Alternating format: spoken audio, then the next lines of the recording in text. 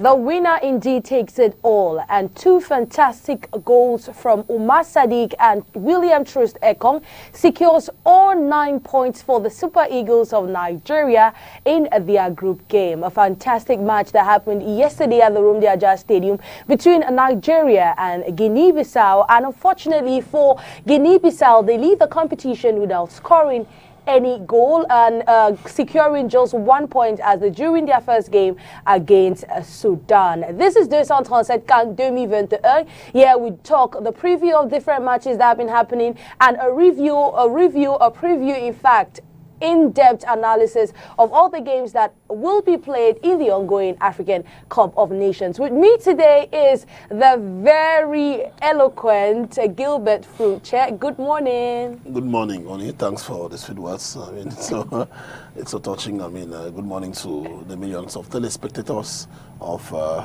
STV. Good morning, especially to my mother who is watching us at this point in time, Madam Tangi Mata. I mean, she's one of those encouraging me every day. I'm doing what I'm doing. I'm really proud of you, Mama. Oh, that's so beautiful. It's so beautiful. Like, I love that. And your predictions yesterday did come to pass.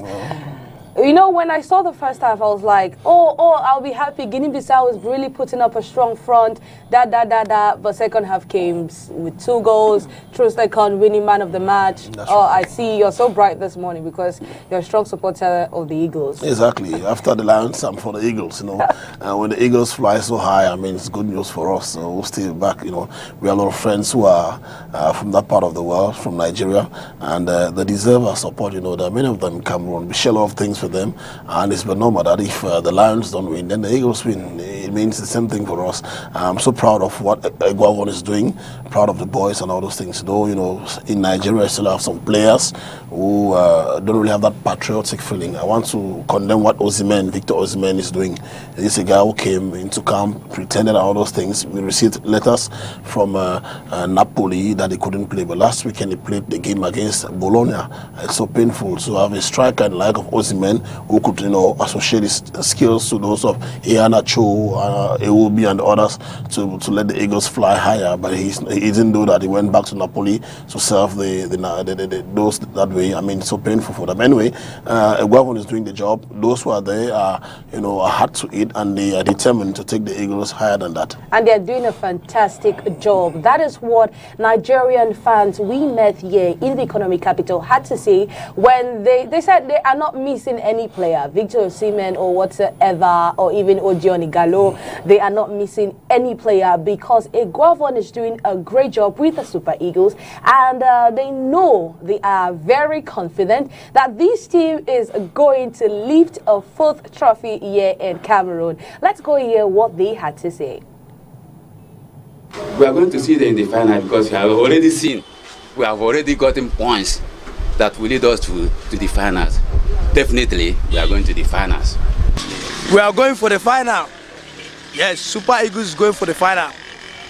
We are going to take this cup to Abuja. Yes, the way Super Eagles are playing, if they continue like that, I know that we're going to take the cup, of course. You know, I'm expecting Super Eagles to carry this cup. Yes, I know they will carry this cup. Yes, because the previous matches, they did wonderful. So we know that in coming 4th matches, they will do wonderful, and at the end, they will carry the cup. Nigeria will go final or small demi-final. But if Nigeria go final, it should hook up Cameroon. Final will be Cameroon, Nigeria. Yes, thank you. I am a football fan. This CAN nowadays doesn't have any formula. You see the way the Algerians, they came here, they disgrace themselves. So likewise Nigeria, you're seeing them, they are making noise. Football is in the pitch. We're going to see, but I wish them to win. But they should go into their way of playing, go into attacks, go into the midfielders. They should play modern football. They should not play because they want money. Play good football and they will win.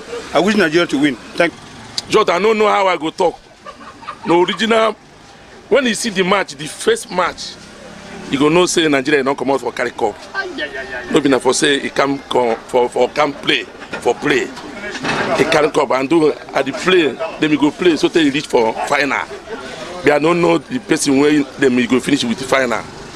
But maybe in a Cameroonian, you know, say Cameroonian, now husband and wife. But we go know how we go do the very day. Please, I'm not supporting any country.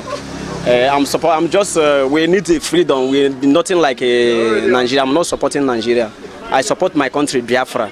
So the day of Biafra starts, that is the day we are going to be. Everybody will be rejoiced for everything. Parce que ça fait aussi longtemps que le Nigeria ils sont arrivés au final, ils sont fait perdu. Mais le Cameroun avait tapé le Nigeria chez eux. Il faut que le Nigeria aussi essaie aussi d'arriver pour que il peut faire aussi la même chose que le Cameroun avait fait, pour qu'on voit comment ça peut se passer. Donc moi, je souhaite donc beaucoup aussi que le Nigeria doit aller à l'avant. Ouais, merci. I think Eagles are going to win. From their first day, the match I saw, it impressed me. I'm sure they were going to make it, even to the final. Eh? Yes. And the match.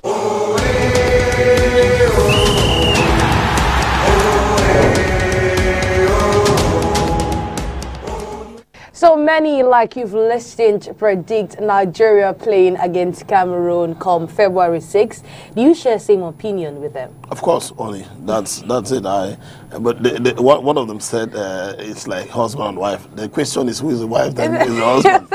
Is it Cameroon, Nigeria? Well, judging from the past AFCON records, you know, we've beaten them 3 times. But they've only beaten us. Yeah, not only at the finals, but at the semis or whatsoever. You understand? It's Cameroon defeats Nigeria when it's needed, when we need to leave the trophy. You get it? Which means we are the husband. It means we are the husbands and we are the wives, so they will have to listen to us.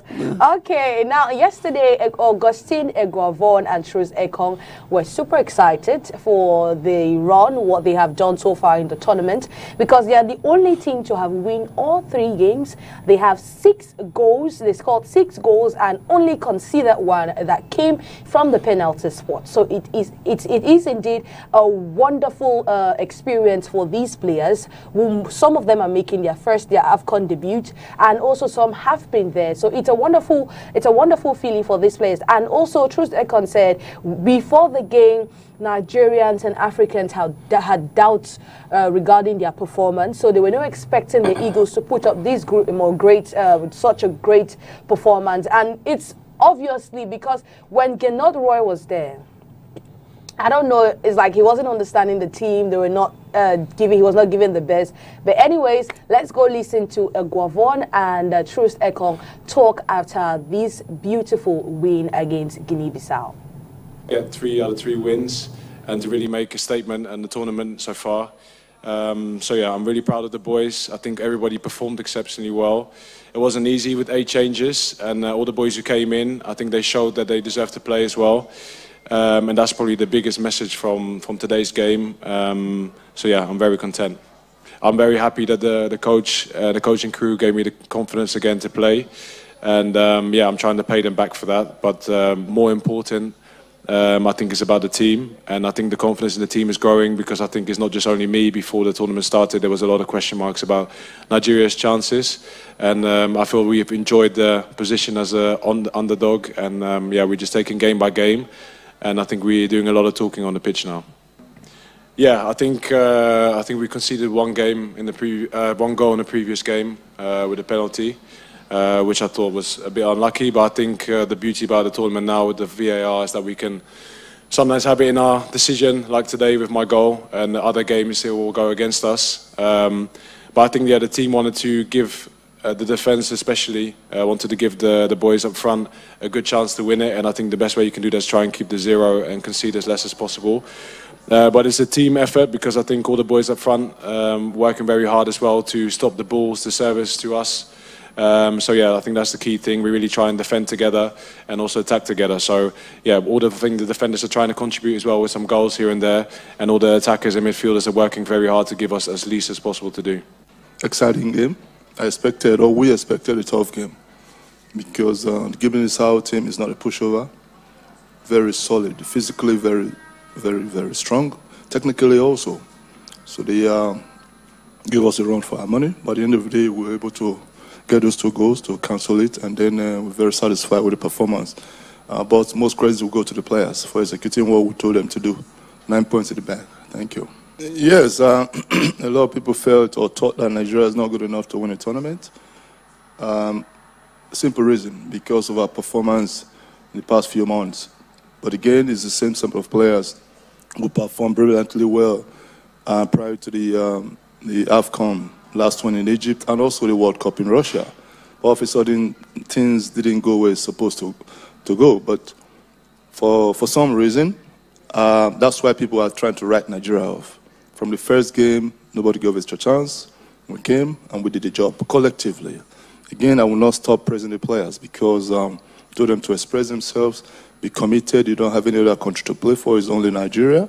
And we know how passionate our people are when it comes to football. And then that game was gone. We had to put it behind us and then focus on the next game. For it to beat Sudan, put it behind us and then focus on the next game. Now, people are thinking and start to respect Nigeria. But that does not mean we get into our head. We will always respect our opponent. We will play them with full strength. We will play them the way we play against anybody. Because if you see today's game, like I said before, Guinea-Bissau is a very, very strong team. There are no pushovers at all. Yeah, going to the next round of 16, we don't know the opponent yet. Hopefully we'll find out tonight or tomorrow. Same approach, same system, same aggression, and we're going to train more on penalties. Football is a profession, and when you choose to do a job, you have to do it to maximum mind. You know, you put in your best because that's what puts food on the table. And coming to the national team also, you know, is an added advantage. It's always a privilege. It's not a right. So when you have a chance to represent your country, you have to do it. You have to, because we have a whole lot of talented football players out there who are looking for the opportunity. So opportunity comes your way, do not let it slip. I think that's the only difference. It's just attitude, leave your style of play also. Give freedom to players to move, but provided we're not out of shape. Once we're in shape, feel very free to go play any position on the field of play. So any player who couldn't play more than one position cannot play for us. So that's what we're trying to do. And Omar Sadiq, yes, I kept talking to him because he's a player who has played for Roma. He's in Spain. He's scoring goals. And the first two games he came in, couldn't really find his feet for whatever reason. I think because he's just coming into a big tournament. Maybe it was too big. But however, I think he's performed well. And we just wanted to start him today to see how he'll react, not to come in. And I think he did very well as well.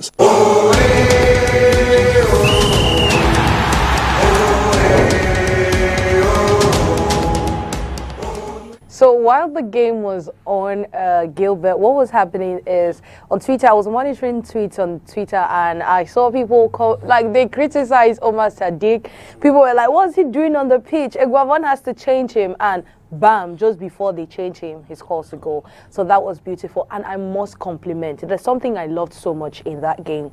And that was Moses Simon. Immediately he entered the pitch. You could see the way he changed things.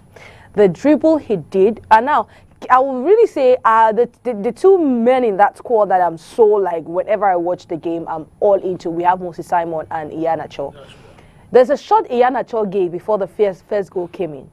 He was really far from the net, but the way he scored, he did not score actually, but the way he did send that shot, he gave them a corner kick.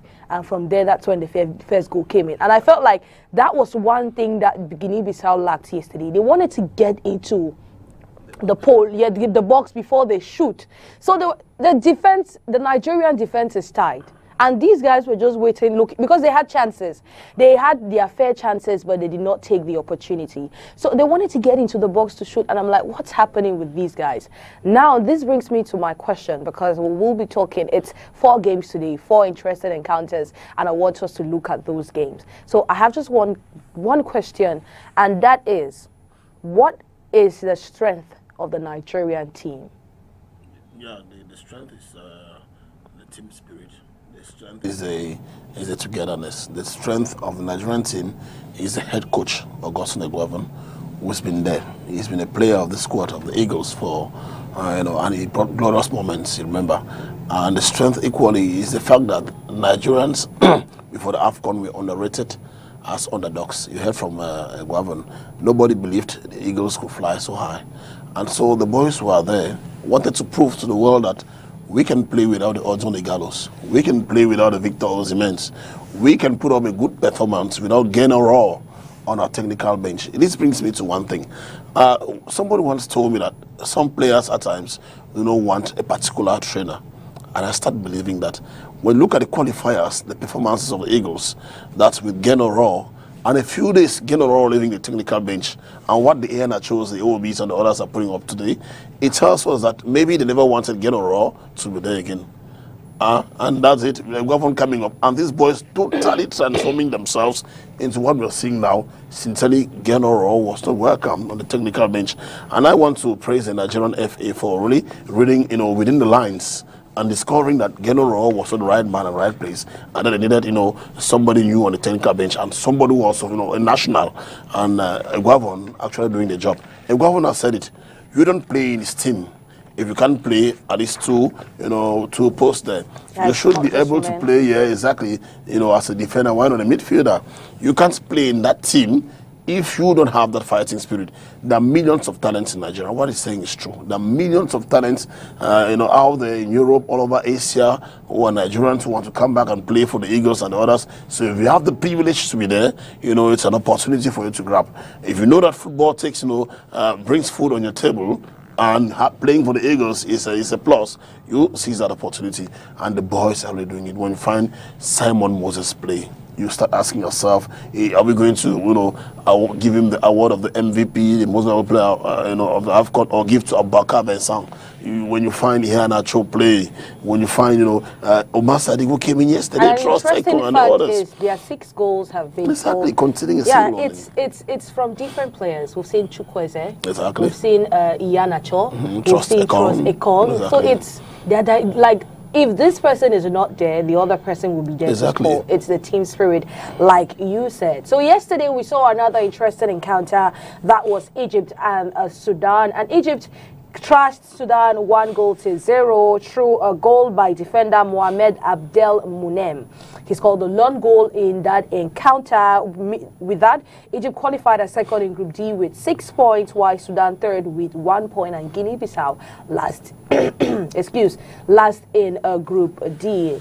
Now we will take a little break and come back and talk the games that will be happening today, because we will see Group E and F finish their last group games in the ongoing African Cup of Nations.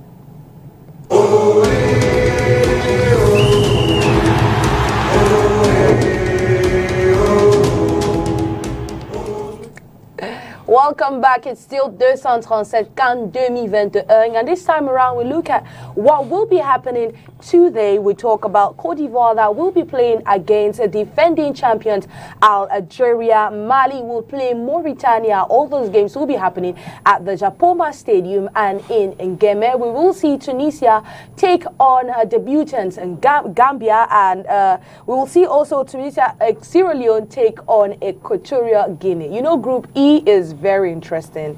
It's very interesting because you don't know who will take top the group.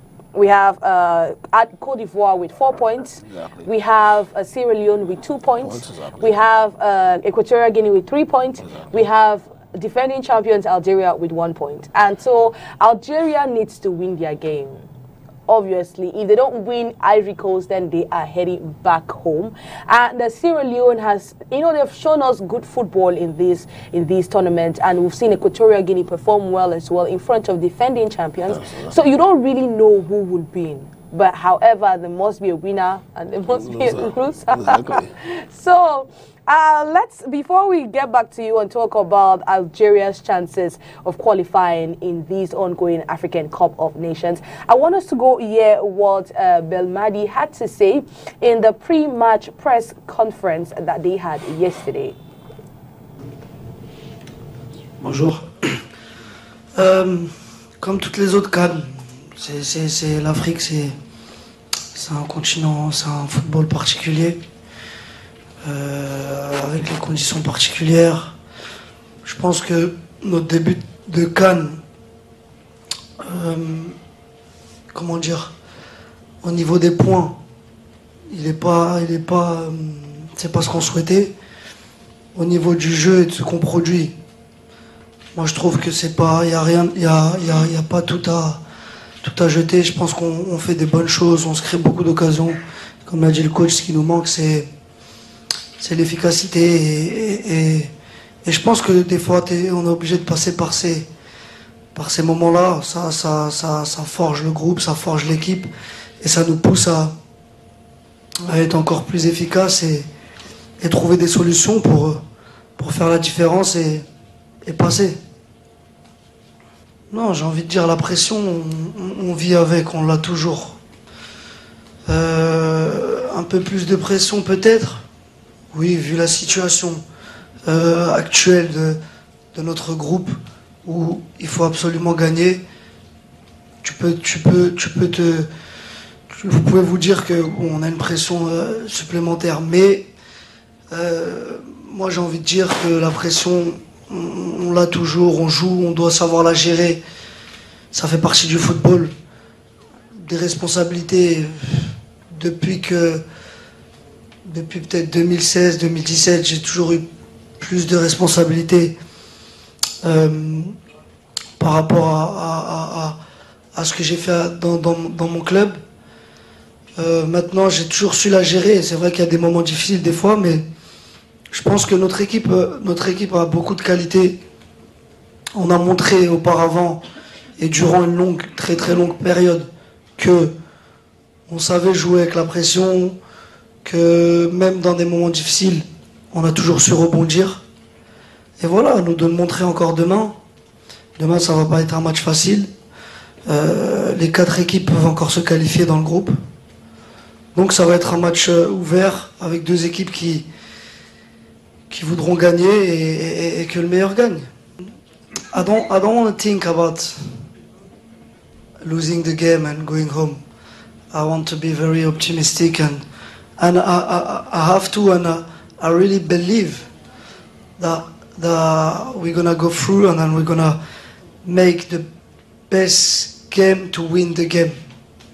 That's the most important thing. To tell you we're gonna win or we're gonna lose, I don't know. But to tell you that we're gonna give everything and to make sure in every aspect that we're gonna try to win the game, that will be for sure. So I'm very optimistic about the game and I hope we're gonna stay longer in Cameroon. Agree about coming in this competition with this complex or whatever. We show with these 35 games in a row without losing that it's not our way to start a game or to prepare a competition. We always respect every teams. We always prepare our game in the best way we can. The only thing is that we played 2 games, not 1,000. Played 2 games, and that we deserve to win, absolutely. But the chances we create, the opportunities we create, the main thing is that we didn't score. This is our main problem. It's not about how was our concentration or our way to start this competition, but the complex that you are talking about. So it's not that. Look, try to see the problems somewhere else. The competition, of course, it's not finished. I just answer to you, and try to play our best game tomorrow, because the opponent it's tough, because the opponent is quality team. So let's see tomorrow. Let's see.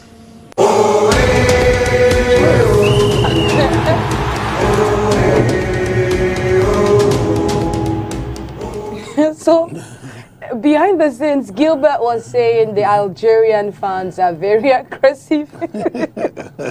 Gilbert, I think every fan is aggressive. Cameroonians, will hail you today, and tomorrow, if you flop, they will not hail you. So every fan expects more. It's a tournament, and it's a thing of pride in Africa. If you win the African Cup of Nations, it's a bragging right they have given you for 2 years. Exactly. Right? So what can you say? The pressure is on for Algeria, and do you think they can meet the expectations of their fans? No, yeah, Oni. Before I get to that, I want to praise Coach Bassirou Kande of Guinea-Bissau.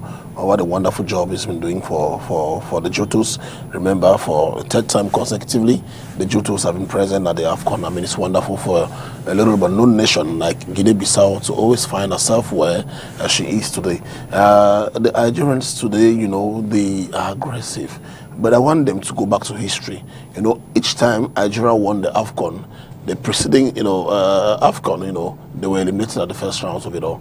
And each time they played in the group where you had Cote d'Ivoire, they went out in the first round of it. So is history taking its course? That's what we should ask ourselves. They have, their chances of getting to the next phase of the competition. Let the fans get set for that. Let them prepare their mindset for that. That they're playing against, a big squad.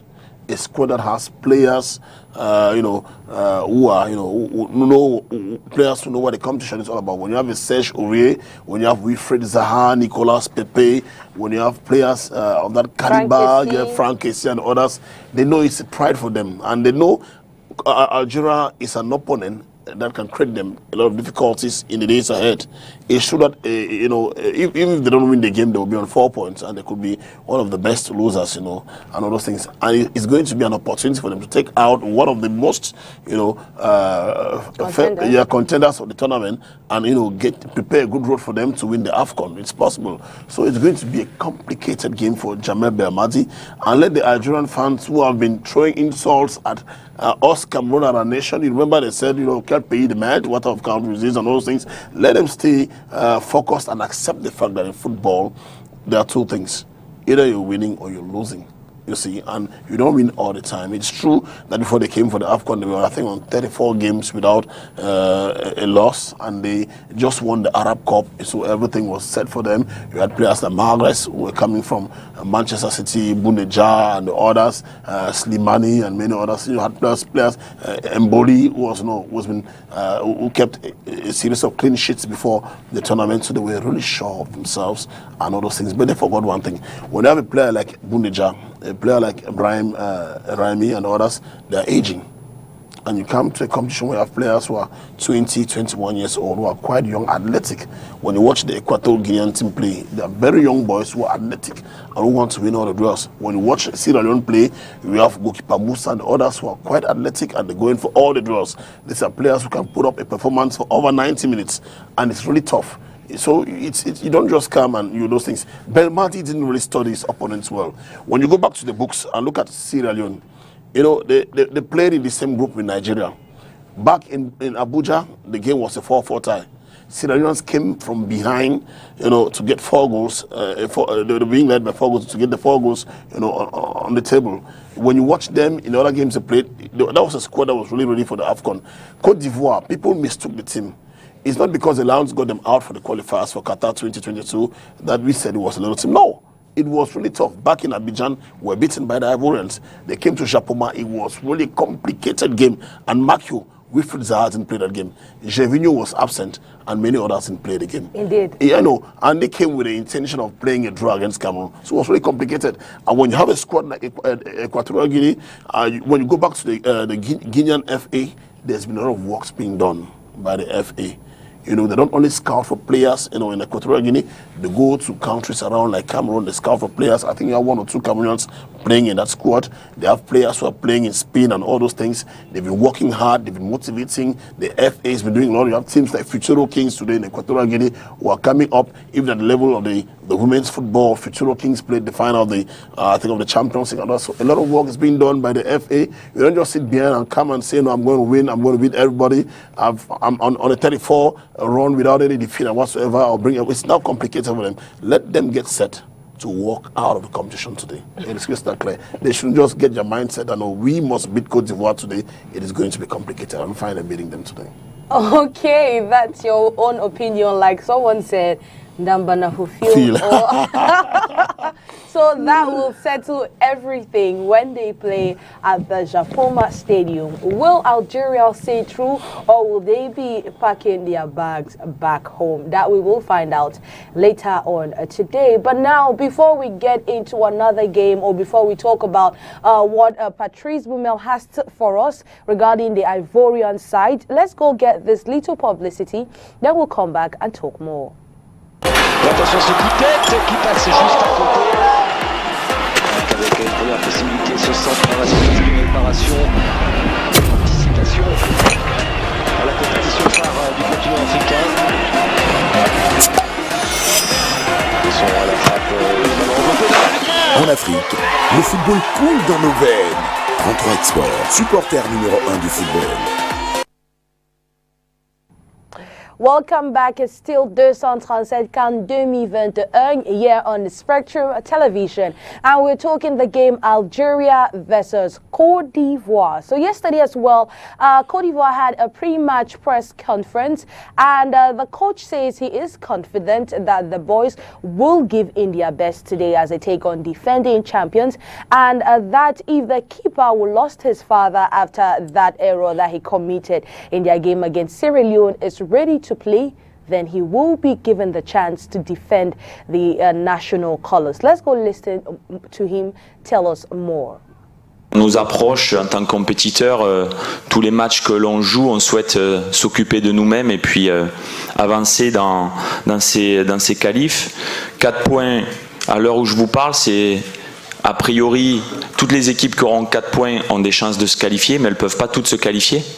Il va falloir attendre les matchs d'aujourd'hui pour savoir, parce que 4 points, si on se retrouve 5-6 équipes à 4 points, il n'y en a que 4 qui passent, donc il y aura tout un autre calcul de goal average, peut-être de tirage au sort, ce qui est toujours cruel, donc c'est trop tôt pour en parler. Le plus important, c'est de préparer notre match et avancer dans ces qualifications. C'est tout ce que je peux vous dire aujourd'hui. Peut-être que ce soir ça sera différent, mais faire un calcul de savoir si dans la stratégie on est sûr d'être qualifié, la seule chose lorsqu'on est sûr d'être qualifié, c'est qu'on peut aborder le match dans une pression négative moindre, voilà, parce qu'il faut un optimum de pression. Si on n'a pas une certaine pression lorsqu'on est un sportif de haut niveau, il faut un optimum. C'est sûr que ça peut crisper lorsqu'on joue un enjeu où demain l'Algérie doit à tout prix gagner pour se qualifier. Mais je m'occupe que de la Côte d'Ivoire, que de nous. On fera les comptes ce soir après les 2 matchs de la poule concernée aujourd'hui.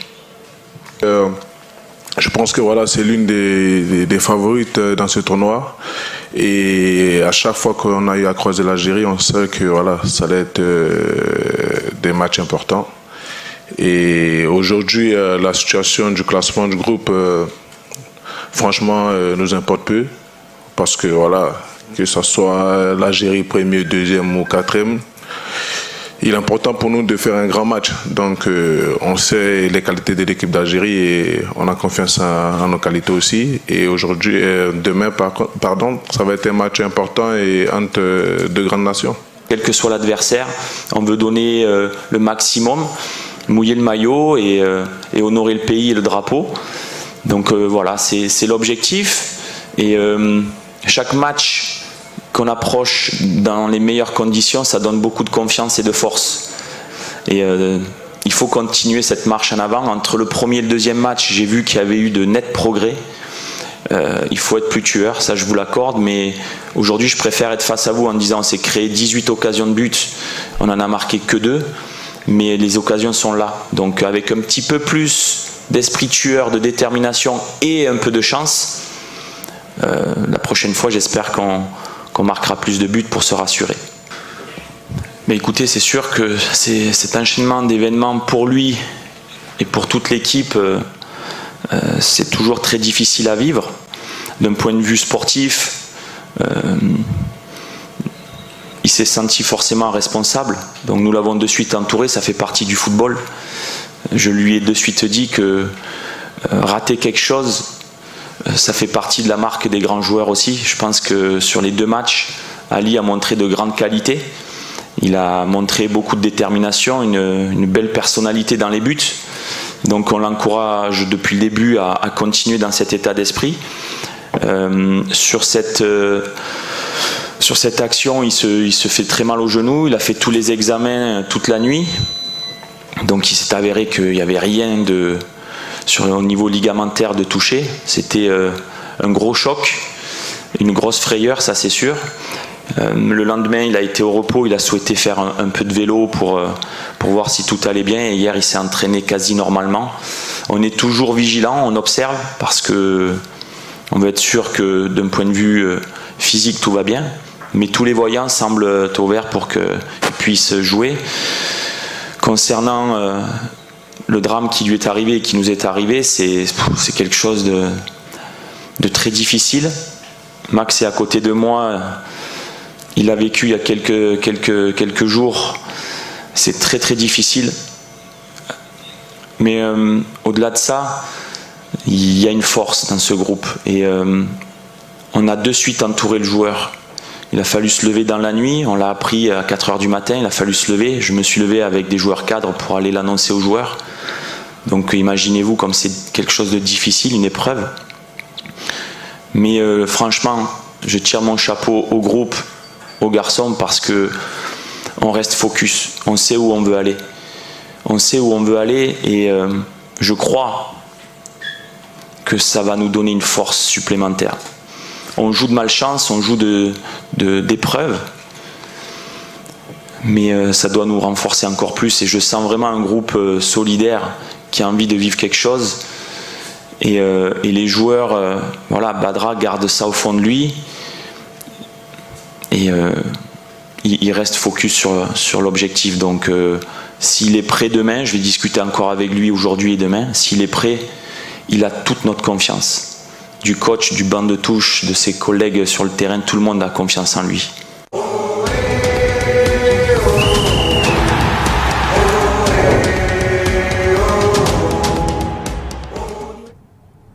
You know, the beauty about football is the fact that if you lose as a team. It's not an individual work, right? And it's such a beautiful thing to see the coach give him all support, because we've seen fans, they've blamed him so much because the late goal obviously was unexpected. And fans have blamed him that the ball was already outside. Why did you rush to get it and all of that? But it happens. It happens. It's life, and that is over. And they will be facing Algeria today at 5 p.m. at the Chapoma Stadium. Now, I want to ask you one really important question. It is, what is that secret weapon that Côte d'Ivoire may have in their possession that may help them sail through in this last game? Yeah, the caliber of the players. When you have a Serge Aurier in the team, a Max Alain Gradel, Nicolas Pepe, Wilfried Zaha, Cornet and the others, Frank Essay, at a given moment, there's that pride. You tell yourself, no, I can't be a Frank Essay in the squad and I'm beaten. And I know, there's that pride. And there's equally the coach. I really admire what he's doing. Patrice Baumel speaks well. Remember the game they lost against Cameroon? He didn't condemn anybody. He didn't criticize anybody. He condemned FIFA. He said, you can't be in a continent where, you have household names of football and many of them, and you have just 5 places for Africa. It was a big message that was sent to FIFA, and I know that they heard what he said. And if you listen to him, he said that his boys are ready. He encouraged his goalkeeper. Another coach somewhere was saying all those things and all those. I mean, it's so interesting what Baumel is doing. He's one of the strengths of the group, Patrice Baumel. He told you that he got up at 4 a.m., took 1 or 2 players of the squad, went and condoled with Badra. Badra had 2 situations. One, he considered a goal no one expected in that game, and a few hours later, was announced, the father's death was announced. I mean, in that situation, you needed your people around you, you needed your colleagues around you, you needed your coach around you. Far from home. You're far from home and all those things, and that's exactly what Patrice Baumel did. Kudos to you, coach. I mean, it's wonderful, and these are some of the things we should learn. Those of us, some of these coaches who stand behind players and all those things, let them learn how to, to speak well, let them learn how to stand behind the boys and give them that push when it's necessary. And we, the fans, we equally have to be tolerant at times. You have Badra who comes in. Badra was also coming as a first choice. He was coming as a second choice.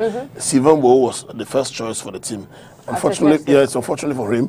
FIFA tested him, positive for doping and others. So I mean, when you have Badra's mindset wasn't all that ready, to start going as the first choice for the Elephants. And remember, Badra started his first game, kept a clean sheet against Equatorial Guinea. Even the game against Sierra Leone, he had 1 or 2 stops in that game. That really gave him some credits. And conceding a goal, a funny goal, I'll say, and then people are throwing critics at him. I'm just saying it's not normal that at times we should learn how to be tolerant. It's wonderful what the coach is doing, and it's a message that's sent through.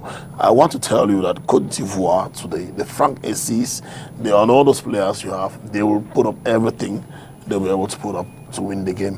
When you watch Zaha play, that's a Zaha always watch play abroad. When you watch the corner and others playing, Serge Aurier, since the Elephants are back, and they know fully well that they won't be going for the World Cup competition in Qatar, and the AFCON is the only thing left for them to console their fans who are expecting a win for them.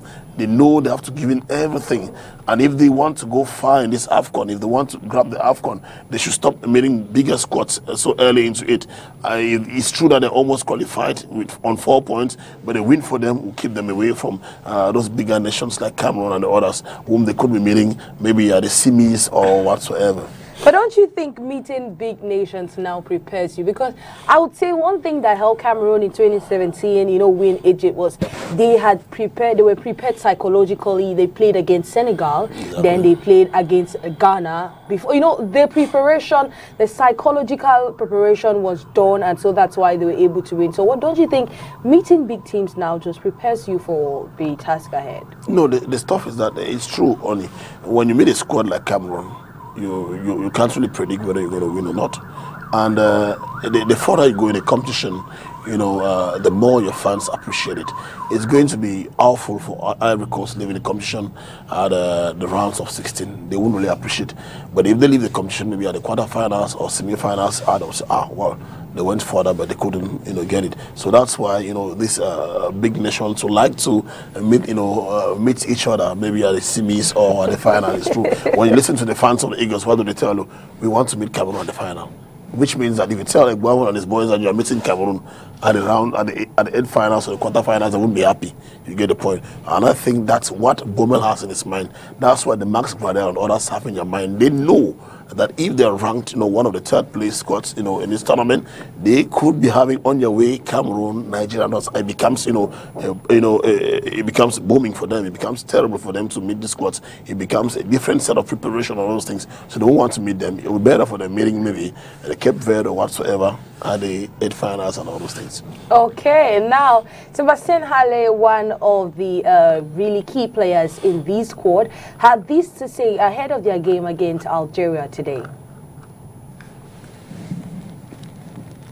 C'est toujours une très belle expérience de pouvoir vivre une première grande compétition. Donc pour moi ça se passe très bien, on a un très bon groupe, les conditions sont plutôt optimales et voilà, je pense qu'on essaye petit à petit de prendre de plus en plus de plaisir sur le terrain, donc ça fait du bien.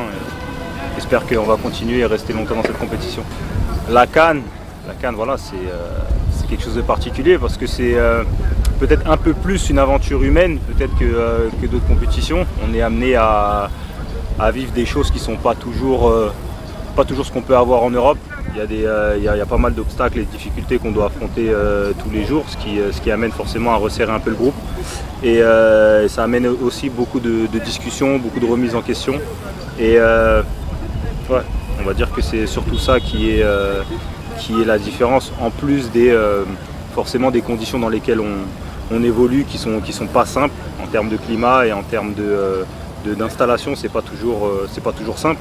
Et donc c'est avant tout ces différences-là qui sont importantes. Les ambitions, forcément, c'est d'aller au bout de cette compétition. On est la Côte d'Ivoire, donc on ne peut pas venir à la CAN pour juste être des figurants. Je pense qu'aujourd'hui, on doit aspirer à aller au bout de cette compétition, mais forcément, il y a d'autres grosses équipes qui sont là aussi pour tenter de gagner le trophée. Et aujourd'hui, on le voit, il n'y a pas de petites équipes. C'est une compétition très très relevé et très homogène. Donc à nous de sortir notre épingle du jeu pour pouvoir aller au bout de cette compétition.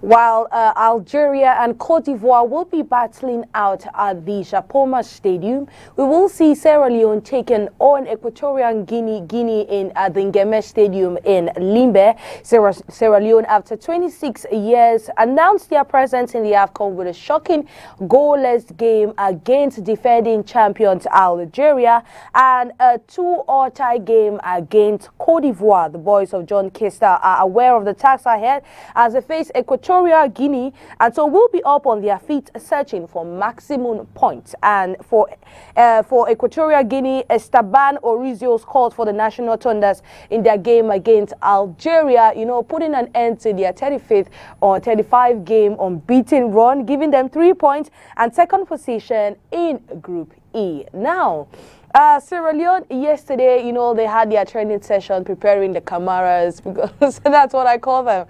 Goalkeeper camera is doing a great job, and the other camera, they are all there, you know, making sure this team, you know, this team is so, like, I don't know, I admire their confidence. I admire the kind of mindset they have whenever they go in for a game. They don't want to look at the fact that you're a defending champion. You have the Frank Kessies, you have the Sebastian Halles. They don't want that. Yeah, you know, they don't want to know anything. What they want is they want those in Freetown to celebrate. They want those in Freetown to be proud of what they are doing. So now in this game, I want you to just tell me, who are you seeing, who will sail through according to you? Or, because you said last time that between Algeria and Cote d'Ivoire, it's going to be a draw game. That's what you told me. And now I'm like, with Sierra Leone and Equatorial Guinea, is it going to be a draw game as well, or will Equatorial Guinea shock us all? To be candid, the Sierra Leoneans have, you know, forced everyone to stand behind them. Mark, they're playing against one of our Semak brothers, Equatorial Guinea, who are neighbors. It's true that for so long now, Cameroonians are so angry against the Equatorial Guineans, looking at what is unfolding, you know, with our brothers who are back there and the way they are being treated by the Equatorial Guineans and all those things. I don't want to get into the details, you know them well. So that's why I see in Cameroon, they're not really having a lot of support from the fans. But when you watch Gabon play, a lot of Cameroonians who are standing behind the squad, because I see in Gabonese, they're Cameroonian brothers and all those things. Sierra Leone and Equatorial Guinea, what I'm afraid is the team spirit might not be the same. You know, the way they played against Cote d'Ivoire and Algeria, you know, they were really determined, and they knew those were big guns of African football. Camara, Musa, and the others really got determined. They knew that they were going in, you know, bone to bone, eyebrow to eyebrow, and the others, and they had to bring the squads down and all those things. And when you look at, according to Coach John Kester, he knows he's played his AFCON already, because there's been enough celebrations back then. See, in Freetown, they know they've played the AFCON, but back today, he should be very careful today.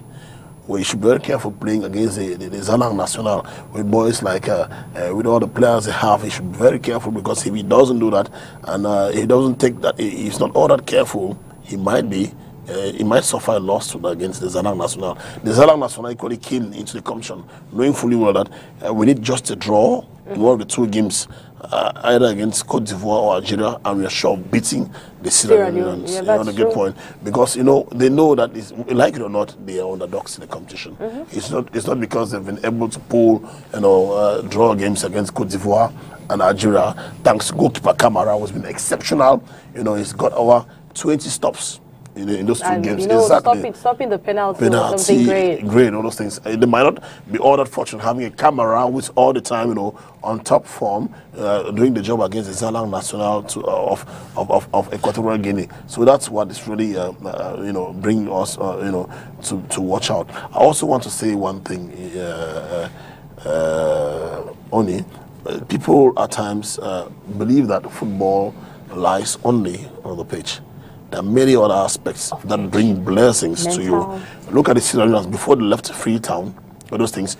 The players said they were not going to collect their bonuses. They told the Syrian FA to drop their bonuses, in charity homes, in hospitals and others to those who were suffering. Some of the players, before they could leave, you had their spouses and others, their mothers who came, gave them the blessings. You find them excelling at the AFCON. Those are the blessings standing behind them. When you see the way the guys are playing, you come to understand that, the gods of Sierra Leone are really behind the boys. They're left with the blessings of the people. The smiles they put on the faces of people, those in the hospitals, those in funny homes and others, they are behind the squad. Their prayers are really going and helping the boys to sail through. I mean, it's wonderful. These are some of the examples players should copy. When you have the Lions having 30 million francs, before the game start, we've not seen any of them coming to say, okay, we're going to maybe to the Lakentini Hospital to help those who are there. We've not seen any of them offering whatsoever. Clinton has a foundation. He has a foundation, it's true. But this is a moment when they would have gone in for more blessings. Do you agree with me? I agree with blessings you. are always important all the time. And the more you go in for those things, as a group, you do it collectively. We are coming out as the independence of Cameroon. We're going to the Lakentini Hospital. We're going to Yaoundé Central Hospital.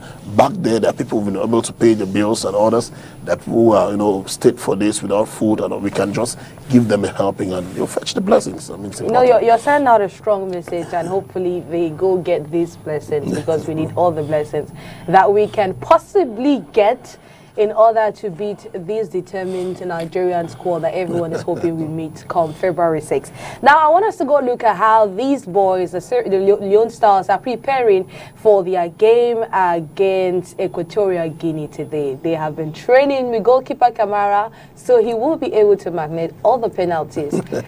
So let's go look at them.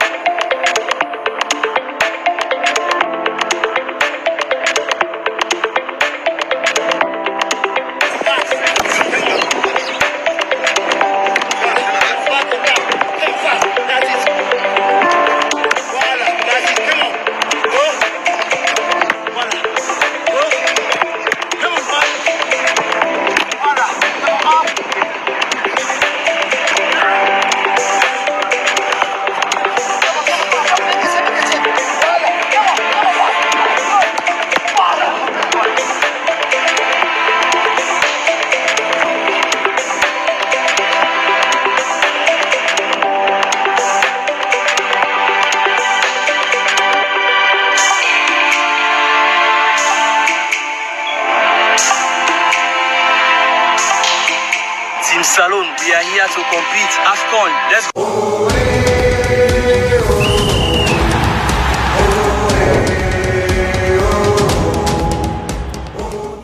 Goalkeeper Camara and teammates are yet to compete, and they won nothing but the AFCON trophy. Will they be able to get it? That we will find out when they take on Equatorial Guinea today at the Ngema Stadium at 5 p.m. So we will be rounding up with the group games in the ongoing African Cup of Nations today, and already social media is buzzing with different caricature of teams. I saw one lately on Twitter where they put one old man and a Sadio Mane, and they said Sadio Mane when he's in Liverpool and Sadio Mane when he's playing for Senegal. So, and in fact, it's not just on the pitch, it's off the pitch, it's on social media that we play this football. Let's go see what has been happening on social media with the ongoing African Cup of Nations. Charité bien ordonnée commence par soi-même. Ouvrons cette balade sur les réseaux sociaux avec la récente publication de Cabral Libi sur Twitter. Le président du Parti camerounais pour la réconciliation nationale se demande s'il est interdit au président de la République, du Sénat, de l'Assemblée nationale et de la Cour suprême de faire des sorties avec le maillot des Lions indomptables. L'interrogation s'étend également aux membres du gouvernement et assimilés. Pourtant, poursuit-il, les Lions constituent la vache à lait du gouvernement. Un gouvernement qui n'aime pas trop les mélanges avec le bas peuple, dit-il.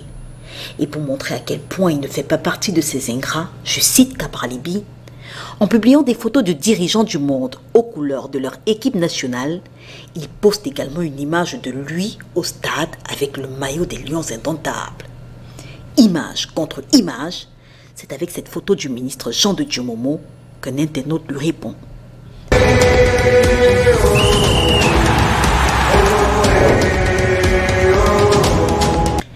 Elle fait parler d'elle depuis le début de cette compétition à travers ses différents posts qui présentent une image plutôt positive et bienveillante du Cameroun. Sublimant le pays des lions indomptables, Donia Mesli montre sa richesse, l'hospitalité de ses citoyens, mais aussi et surtout la nourriture camerounaise qu'elle semble beaucoup apprécier. Et cette fois, c'est dans une boulangerie de Yaoundé que la journaliste d'origine algérienne a fait escale. Devant les gâteaux, elle ne sait lequel choisir.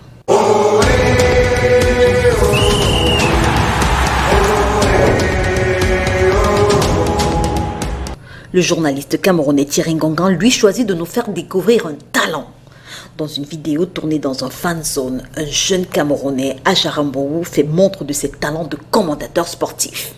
L'entrée de touche sera donc effectuée alors qu'on va entrer dans les 10 dernières minutes de cette confrontation. Faïkoli, ça. Et c'est une chandelle, la balle va rester dans les airs. Et bien la faute bien vue par l'arbitre de la rencontre.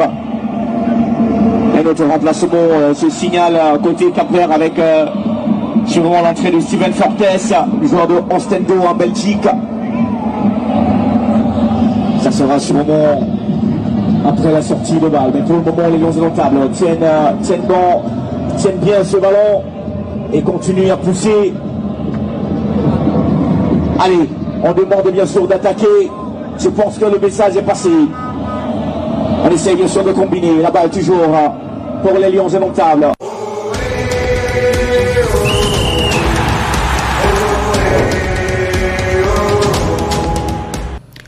Et cette polémique autour de la pelouse du stade Japoma de Douala qui n'en finit pas. En une image sur Twitter, Winamar Sport présente à quoi ressemblent les pelouses de la CAN.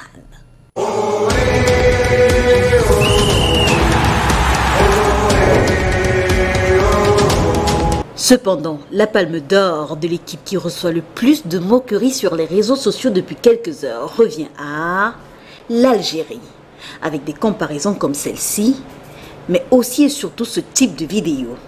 À la question de savoir combien de buts l'Algérie a déjà marqué dans cette compétition, ils répondent. Zéro. Zéro. Cero. Ninguno. Cero. Stade, réseaux sociaux, la Coupe d'Afrique des Nations se joue finalement sur tous les terrains.